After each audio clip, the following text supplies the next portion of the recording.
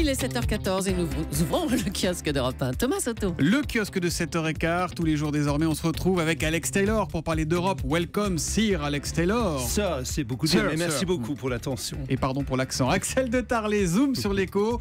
Alexandre Carra va nous révéler ses petits secrets politiques. Et puis Anne Le Gall viendra innover et nous parler de notre futur. Bonjour, bienvenue à tous. Bonjour. Thomas. On commence avec l'économie. Axel de Tarlet, on revient sur le krach. Peut-on parler de krach ou pas encore? Bref, la mauvaise posture des bourses mondiales. Avec ce matin la bourse de Shanghai qui recule à nouveau de 4%. Axel, vous nous dites, ce qui se passe, eh bien non, c'est pas forcément une mauvaise nouvelle pour nos entreprises, pour nos PME. Alors, bah oui, ça peut paraître surprenant, parce que à quoi assiste-t-on? Eh bien, on assiste en fait tout simplement à la fin du modèle chinois qui reposait exclusivement non pas sur la consommation des ménages, mais sur les exportations, sur le Made in China qu'on envoyait, qu'on vendait aux Européens, aux Américains. Alors, ce qui est à l'origine de cette crise, je vous rappelle, c'est l'annonce d'une baisse de 8% des exportations chinoises. Eh ben, je suis désolé, si le Made in China se vend un peu moins bien, est un peu moins conquérant, un peu moins envahissant, ça n'est pas forcément une mauvaise nouvelle pour nos entreprises, pour nos PME. Je vous rappelle que dans le textile, dans les jouets, dans la papeterie, dans le petit électroménager, il y a des milliers de PME qui se sont fait laminer par la concurrence par les produits chinois. Donc on ne va pas pleurer aujourd'hui si le Made in China est un peu moins envahissant. Non mais attendez, si c'est pas une mauvaise chose pour nous, alors expliquez-nous Axel, pourquoi toutes les bourses européennes se sont cassées la figure hier.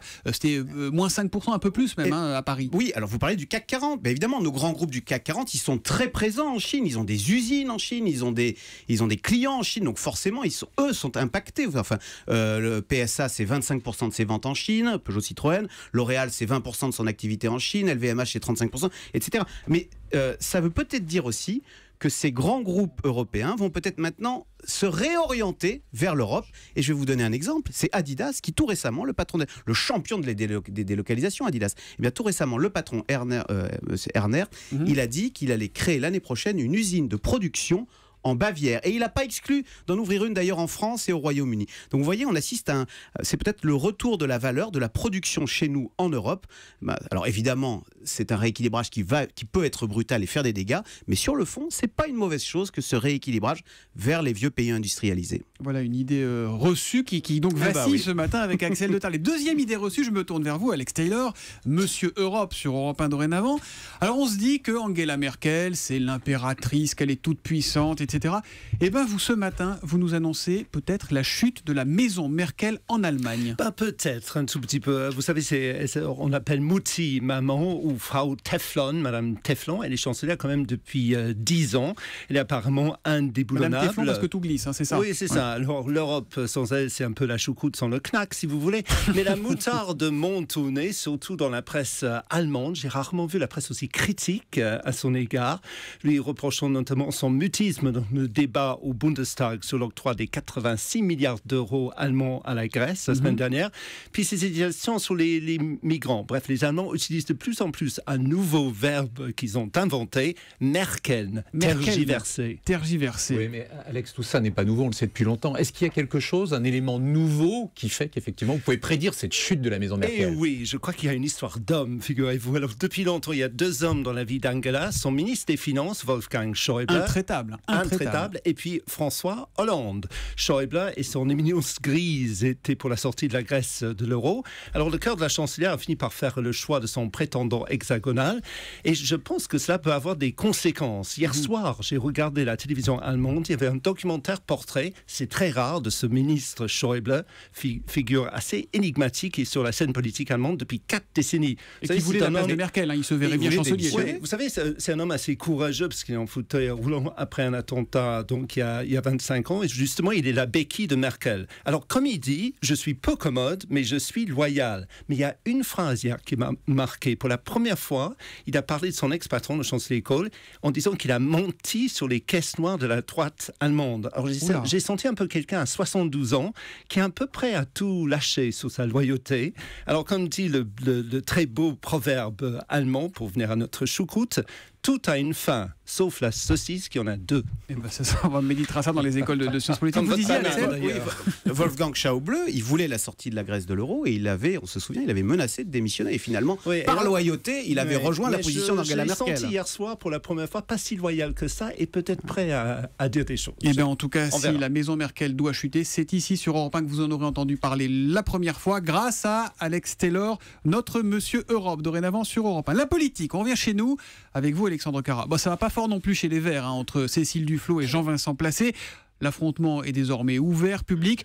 On est peut-être même pas loin de la rupture, là, Alex. Oui, non ce n'est pas encore la chute de la Maison Verte. Hein. Les écolos habitent toujours le même parti, mais la rupture, elle est bien consommée, à tel point que le parti écolo est au bord de la scission, et même pire, je peux vous le dire ce matin, tout est prêt pour que la scission ait lieu. Les amis de Jean-Vincent Placé ont déjà fait leur compte. Hein. Dans leur bagage, ils pensent pouvoir partir avec 18 parlementaires et un tiers des militants. C'est Barbara Pompili. Exactement, François de Rugy, les sénateurs. Et officiellement, ce sont les accords avec le parti de gauche, en PACA et en Nord-Pas-de-Calais, qui ont mis le feu aux poudres. Mais en fait, pour les sécessionnistes, le vrai problème, évidemment, c'est Cécile Duflot, dont ils dénoncent l'ambition, l'obsession présidentielle et surtout l'anti-hollandisme, qui serait devenu un anti-hollandisme primaire. Alors, ce que je comprends pas, c'est un peu comme avec mon affaire de Schäuble de Merkel. Si tout va si mal, pourquoi est-ce qu'on n'a pas eu déjà le divorce? Tout simplement parce que les rebelles attendent un signe de François Hollande, car pas question d'envisager une rupture avec Europe Écologie Les Verts sans un point de chute gouvernemental. Vous savez, le président de la République veut faire revenir les Verts au gouvernement, mais il veut éviter aussi à tout prix les débauchages individuels. C'est pourquoi les frondeurs lui proposent de créer un nouveau parti, car selon eux, jamais Cécile Duflot n'acceptera un retour dans la majorité, et donc seule la création d'un nouveau parti écolo permettra aux candidats au gouvernement, comme Jean-Vincent Placé en a parlé, François de Rugy ou Barbara Pompili, de devenir ministre, à moins que François Hollande ne dégaine la seule réforme qui permettrait de faire revenir les Verts sans scission au gouvernement, la proportionnelle intégrale. Mais ça, c'est une autre histoire. Et le remaniement, alors on parlait de faire rentrer les Verts au gouvernement. On en parlait, mais visiblement, le remaniement devra avoir lieu juste dans les 15 jours qui vont succéder à La Rochelle et avant la rentrée parlementaire, c'est-à-dire aux alentours du 15-16 septembre. Et pour l'instant, ce n'est pas à l'ordre du jour, justement parce qu'il n'y a pas de scission au sein des Verts et qu'il n'y aura pas, a priori, de débauchage individuel. Même s'il va quand même falloir finir par remplacer le ministre du Travail, François Rebsamen, qui lui a quitté son poste. Et ça se fera probablement la semaine prochaine. Ça devrait être entre mardi prochain et le mardi suivant, Thomas. Et bien, ça en fait des informations et la marmite politique commence à bouillir en cette rentrée, en cette fin de mois d'août. Tout de suite, on innove. Anne Le Gall, vous nous parlez de musique qui soigne. Peut-être qu'un jour, la sécurité sociale remboursera des playlists téléchargées sur Internet. Eh bien, pourquoi pas, puisque la science fait des progrès en ce sens. Des morceaux comme celui-ci, par exemple, permettent de soulager une migraine ou une douleur du dos.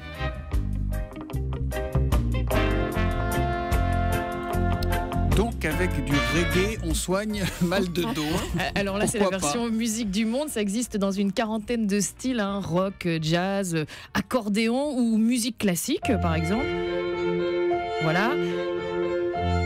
Alors ça semble assez connu, assez entendu, oui, mais on sait que ça adoucit, que ça fait un peu de bien. voilà, mais alors ça cette va au-delà. musique-là, précisément, vous ne l'entendrez jamais à la radio ou en concert, puisqu'il s'agit vraiment de morceaux à usage médical. Donc elle a été écrite avec des neurologues. Ce sont des morceaux qui durent précisément 20 minutes et le tempo est très étudié, puisqu'il entre en résonance avec le rythme cardiaque. Il permet de ralentir le rythme cardiaque et c'est ça qui stimule la production d'hormones anti-stress. Écoutons un petit peu parce que c'est stupéfiant. Voilà, ça ralentit. C'est pas Mozart, c'est des neurologues.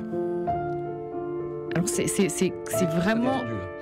Voilà, c'est un rythme qui va donc ralentir, qui va stimuler la production d'endorphines et de dopamine, et c'est ça qui réduit la sensation de douleur. Et c'est sérieux, c'est pas un truc de journaliste. C'est très sérieux. À Axel de Tarlé, faites attention. Est-ce que vous avez des arguments, Anne Le Gall? Je ne vous parle pas là de CD de relaxation acheté en supermarché. On est vraiment 3 crans au-dessus. Là, je parle de recherche médicale. C'est une société française baptisée Music Care qui s'est spécialisée dans ce créneau avec l'INSERM, notre institut de recherche médicale, et avec le CHU de Montpellier. Et il est vraiment prouvé scientifiquement qu'écouter 20 minutes de cette musique par jour, eh bien, ça permet de réduire de moitié la dose de médicaments antidouleurs ou anxiolytiques.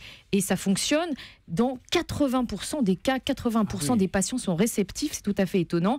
Et la société Medicare pense ouvrir le téléchargement au grand public à partir de janvier prochain, parce que pour l'instant c'est prescrit à l'hôpital. Mais bientôt, chacun pourra se brancher sur son ordinateur et télécharger de la musique, peut-être pour éviter de prendre des antidouleurs ou du paracétamol pour soulager une migraine ou pour s'endormir. En plus, c'est de plus en plus prouvé que les enfants, avant de naître dans le ventre de leur mère, entendent les génériques des émissions que les mamans écoutent tous les jours. Ça stimule déjà le système neuronal dans le ventre de la mère. Alex Taylor qui en parle est en train d'effacer tout le hard rock qui est dans sa playlist dans son téléphone. Je suis pas très hard rock, Mr. Merci à tous et à demain les amis. À demain. À demain.